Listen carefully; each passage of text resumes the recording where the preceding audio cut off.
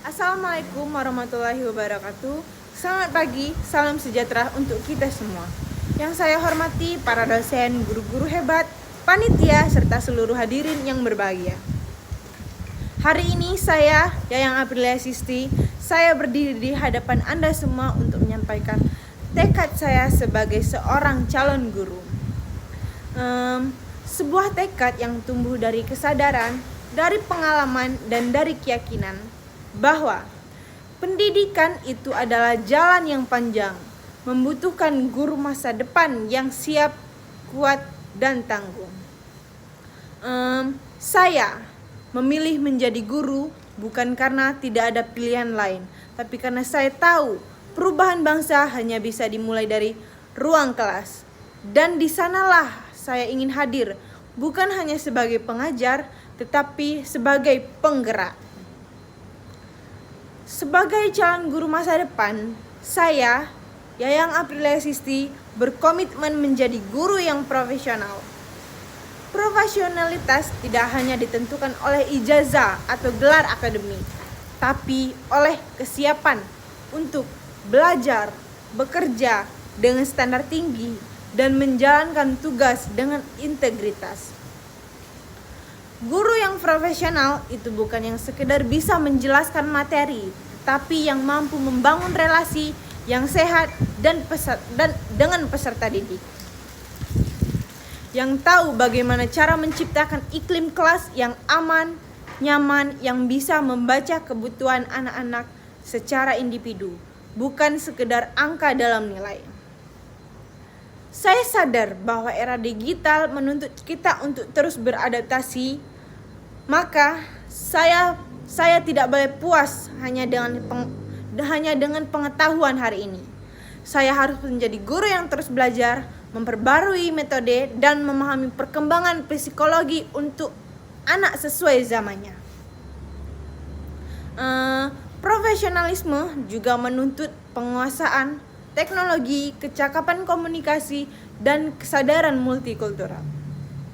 Guru masa depan tidak bisa tertinggal. Ia harus tangkas, kritis, dan visioner. Namun, kehebatan guru tidak cukup ditentukan oleh cara ia mengajar. Ada satu hal yang sering diabaikan, tapi sangat fundamental, yaitu tertib administrasi. Administrasi bukan hal teknis semata. Ia adalah bagian dari profesionalitas itu sendiri. Administrasi yang baik itu mencerminkan guru yang bertanggung jawab terhadap rencana, proses, dan hasil pembelajaran. Rencana pelaksanaan pembelajaran atau RPP, penilaian autentik, jurnal harian, laporan perkembangan siswa, semuanya bukan sekedar kewajiban administratif, tapi menjadi alat refleksi bagi guru untuk terus memperbaiki kualitas pembelajarannya. Sebaliknya, ketidakrapian administrasi mencerminkan ketidaksiapan, ketidakseriusan, bahkan ketidakjujuran. Maka, sebagai guru masa depan, saya berkomitmen untuk menjadi guru yang tertib, terorganisir, dan teliti dalam menjalankan administrasi pendidikan. Saya tidak ingin tertinggal hanya karena saya malas mencatat. Saya ingin menunjukkan bahwa setiap dokumen yang saya susun adalah bukti bahwa saya bekerja dengan penuh kesungguhan dan keikhlasan. Hadirin yang saya banggakan, menjadi guru yang baik tidak bisa dilakukan sendirian. Kita butuh dukungan, butuh jejaring, dan butuh ruang untuk tumbuh bersama. Karena itu, kita bertekad untuk aktif dalam organisasi profesi guru. Organisasi profesi seperti PGRI bukan hanya tempat berkumpul, tetapi wadah untuk berkembang. Di sanalah kita saling belajar, berdiskusi, dan menyuarakan aspirasi. Melalui organisasi, guru bisa memperjuangkan haknya secara kolektif, tapi yang lebih penting, guru bisa berkontribusi dalam meningkatkan mutu pendidikan secara nasional. Saya tidak ingin menjadi guru yang pasif. Saya ingin menjadi bagian dari gerakan guru Indonesia yang berdaya, bersatu, dan berpengaruh organisasi adalah tempat kita membangun solidaritas dan memperkuat identitas profesi. Di tengah tantangan global dan tekanan kebijakan pendidikan, guru tidak hanya diam. Guru harus bersuara dengan cara yang santun dan terstruktur. Dan organisasi profesi adalah alat perjuangan itu.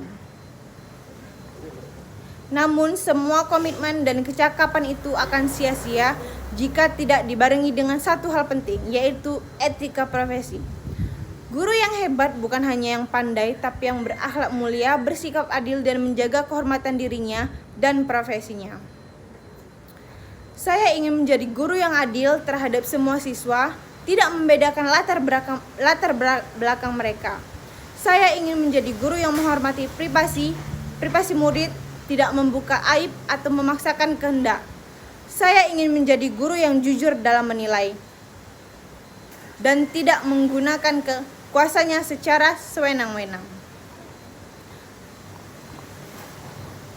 Menjadi guru masa depan bukan hanya tentang menguasai teknologi atau memahami kurikulum terbaru, tapi tentang menjadi pemimpin yang hadir untuk murid-murid.